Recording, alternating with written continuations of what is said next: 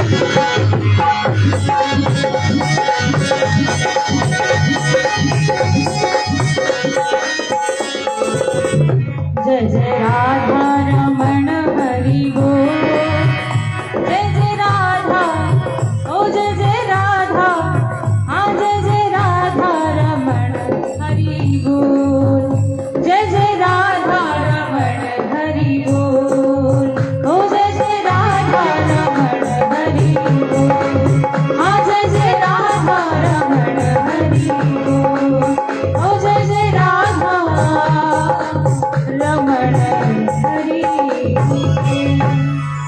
बोलो राधे रानी सरकार की जय। आइए, बड़ा ही मीठा सहयोग आप सभी कर रहे थे, गायन कर रहे थे, बड़ा आनंद आ रहा था।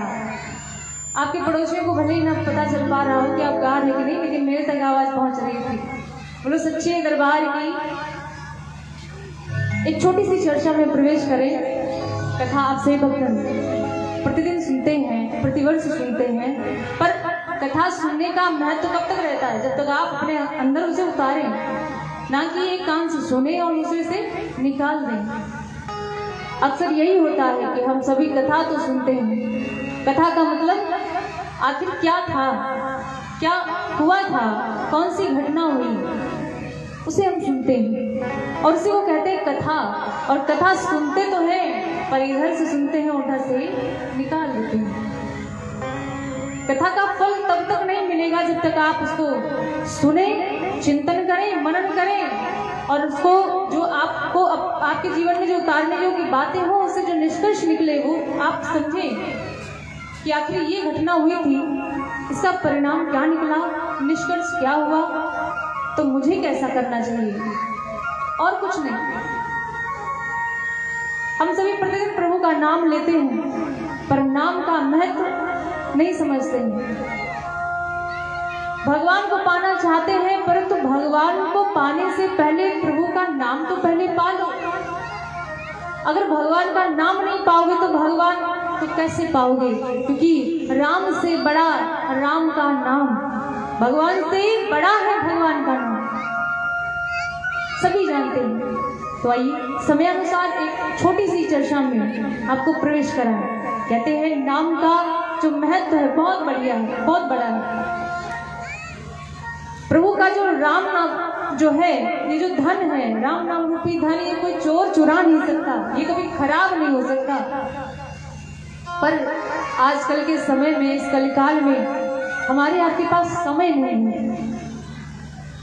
हम सभी भाग दौड़ करते हैं जीवन में, इतना ज्यादा भागे दौड़े रहते हैं कि भगवान के लिए जरा सा समय नहीं निकाल पाते।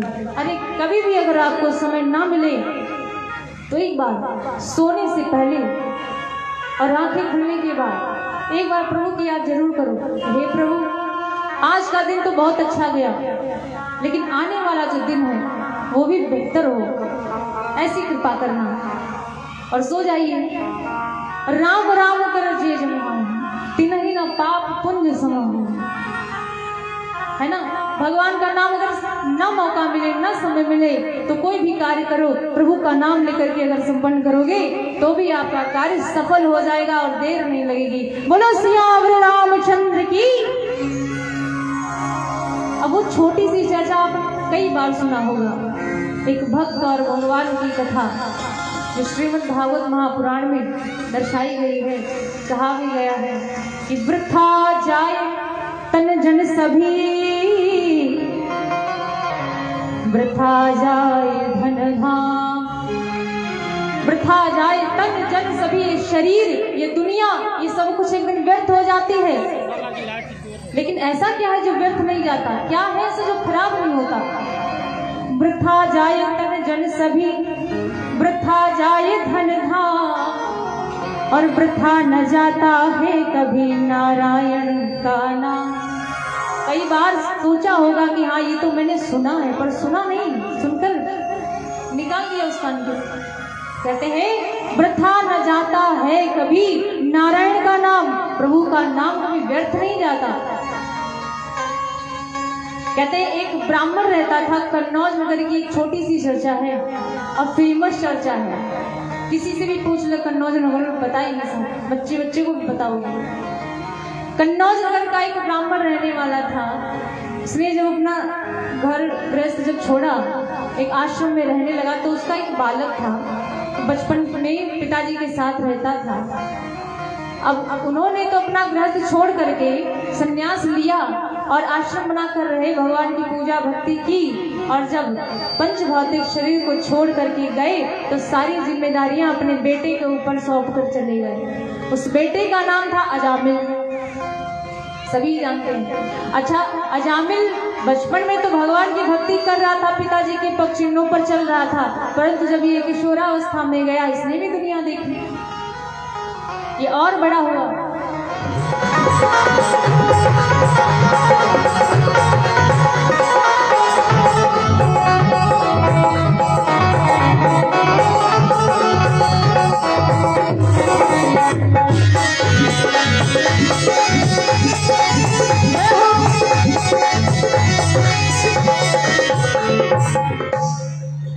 क्या होता है, कहते हैं कि भक्त अगर भगवान का भटक जाए तो भगवान एक बार जरूर सुध लेते हैं। भक्त था भगवान का, पर अब वो माया में गिर गया। हुआ क्या, एक दिन भगवान संत का रूप लेकर के उसके द्वार पर पहुंचते हैं, क्योंकि गांव पहुंचकर घर पहुंचने से पहले भगवान ने कुछ भक्तों की परीक्षा भी ली। कहते हैं न जाने किस रूप में नारायण मिल जाएं। तो कुछ चरवाहे थे, भगवान ने संत का रूप लिया है और पूछा कि हे पुत्र, आपके गांव में कोई भगवान का भक्त रहता है क्या?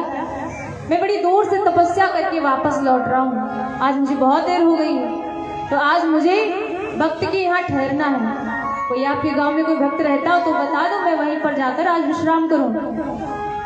चरवाहे छोटे छोटे बालक ही थे, सोचा ये बाबा हैं, इनको क्या पता, जो कह दो मान लेंगे। समय ऐसा चल रहा है जो सीधा साधा होता है ना, लोग उसी को ही झुकाते हैं, है ना। जो न मानो तो ऐसे समझ लो, जो सीधी कील होती है ना, हथौड़ा उसी पर चलाते हैं, टेढ़ी होती है उसे छोड़ देते हैं, समझ रहे ना। हाँ, तो भलाई का जमाना नहीं है, पर आप भले बनकर ही चलो, क्योंकि आप अपना कर्म क्यों खराब करो। सामने वाला कोई है ऐसा तो होने दो, आपके द्वारा कोई ऐसा कार्य ना होने पाए जिससे सामने वाले को कोई दुख हो, है ना। अब चरवाहों ने क्या किया, बाबा के साथ ऐसा मजाक किया कि उस समय में जो सबसे ज्यादा पातकी रहता, जो पापी कहलाता था, उसी का नाम ले दिया। कहते महाराज जी हमारे गांव में सबसे बड़ा एक भक्त रहता है, पहले था पर अब नहीं था। लेकिन बच्चों ने यही जवाब दिया कि महाराज जी अजामिल नाम का सबसे बड़ा भक्त मेरे गांव में रहता है, उसका घर आप ऐसे सीधे जाएंगे, थोड़ा सा बाएं मुड़ जाना, वो सीधे वही घर। बता दिया। महाराज जी चले गए, वहां से द्वार पर पहुंचे तो देखा तुलसी का एक वृक्ष, भाई पहले तो आश्रम था, देखा तुलसी का पौधा लगा था, आराम से आसन बिछाया, वहीं पर अपनी भजन संध्या प्रारंभ कर दी।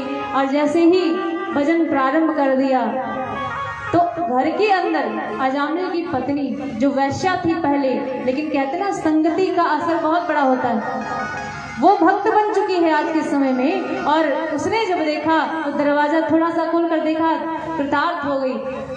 मन में सोचा आज मैं तो धन्य हो गई, क्योंकि मेरे द्वार पर संत भगवान का आगमन हुआ है, बड़ी प्रसन्न हुई।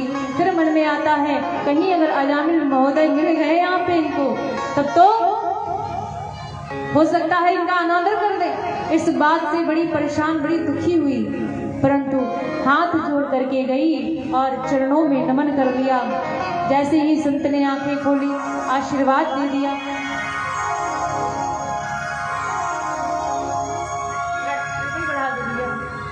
तो कहते हैं जैसे ही नमन किया, आशीर्वाद मिला और जोर जोर से रोने लगी, महाराज हम सुखी कैसे रह सकते हैं, आपने तो आशीर्वाद दे दिया। सारी कथा बताई कि प्रभु मेरे दरवाजे पर कोई अगर संत महाराज आ जाते हैं, कोई साधु आ जाता है तो अजामिल भगा देता है, चलो जाओ यहाँ से, ऐसे करके। कोई धर्म का कार्य नहीं, उनका मन ही नहीं लगता है पूजा भक्ति में, दिन रात ऐसे अधर्मियों के कार्य करते हैं। तो मुझे इस बात को लेकर बड़ा दुख है, बड़ा डर है, कहीं अपने पिताजी के पग चिन्हों पर उनके बालक ना चले जाएं, है ना। हर कोई चाहता है कि मेरा बेटा उन्नति के शिखर पर जाए, उन्नति के मार्ग पर जाए, और यही सबकी मतलब जितने भी गार्जियन होते हैं सबके मन में यही होता है कि मेरा नाम करेगा रोशन, जग में मेरा राज दुलारा। हर माता पिता यही चाहते हैं। पर यहाँ पर अजामिल की जो पत्नी ये डर रही है कहीं ऐसा ना हो अजामिल के जैसे ये भी देख देख करके कुकर्म करने लगे। तो संत महाराज ने कहा तू चिंता मत कर, तेरे इस बालक का नाम क्या है। तो गोद में जो नन्हा सा बालक था तो उसके लिए जवाब दिया। पत्नी ने कहा कि महाराज जी आज तक नामकरण करवाया ही नहीं, क्योंकि करवा ही नहीं पाए, इतनी सामर्थ्य नहीं रही कि हम ब्राह्मणों को बुलाकर नामकरण कराएं, उनकी सेवा कर पाए। जिसका जो मनाता नाम कह देता। उस पांडु ने कहा कि आज से इस बालक को नारायण कहकर बुलाना, फिर देखना चमत्कार होगा, और तू चिंता मत कर, सब ठीक होगा। नाम नारायण रख करके प्रातःकाल महाराज वो चले गए। तब से उस बालक का नाम नारायण हो गया, और नारायण धीरे धीरे बड़ा होने लगा, अजामिल बूढ़ा होने लगा, ऐसे इनके दिन व्यतीत होने लगे। एक समय ऐसा आता है कि अजामिल चारपाई पर पड़ा है, कोई कार्य नहीं कर पाता क्योंकि वृद्धावस्था है। लोग उसे देखने आते, रिश्तेदार आते नहीं देखने कि भैया चलो अजामिल को देखाओ, कोई 2-4 दिन का मेहमान है। अजामिल को देखने के लिए लोग आने लगे, और जब अजामिल को देखने के लिए आए तो लोग जानते तो हैं ही इसका स्वभाव क्या है, इसके कार्य क्या है। अब ये चारपाई पे गिर गया, वरना लूटपाट डकैती जाने क्या क्या, सज्जनों को सताना, मतलब इसको हर कहीं कैसे भी धन अर्जित करना था, तो कोई भी कार्य कर देता था, धनोपार्जन करके अपना परिवार चलाता था। अब ये भक्त नहीं कहलाता था। तो लोग जो समझाने आते थे तो उसके मुंह पर उसे समझा देते, और जब जाते तो यही कहते भैया क्या है, करनी का है ना, जो करोगे वही भरोगे, और वही हो रहा है अजामिल के साथ। ये सारी बातें लोग जाते हैं तो इसके विषय में यही चर्चा करते हैं। हमारे आपके साथ भी यही होता है, जब तक लोग सामने होंगे आपकी बड़ाई करेंगे, और उसके बाद पीठ पीछे आपकी बुराइयां शुरू।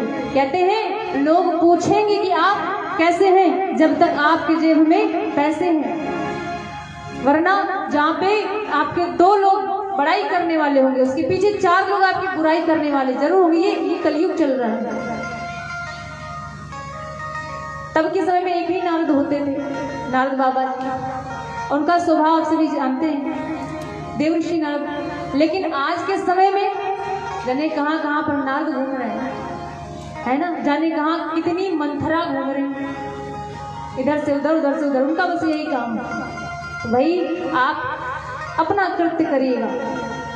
कहते हैं अजामिल से लोग मिलने आते हैं, देखने आते हैं, तो क्या समझाते हैं, कहते हैं भैया आप तो भजन कर लो, बूढ़े हो गए हो, कोई काम धंधा तो है नहीं, तो पड़े पड़े राम का नाम ही लो, और क्या करोगे, भजन कब करी हो लाग्यो बुढ़ाई, भजन कब करी हो लाग्यो बुढ़ाई, भजन कब करी हो लाग्यो बुढ़ाई, लाग्यो बुढ़ाई भैया लाग्यो बुढ़ाई, लाग्यो बुढ़ाई भैया लाग्यो बुढ़ाई, भजन कब करी हो लाग्यो बुढ़ाई।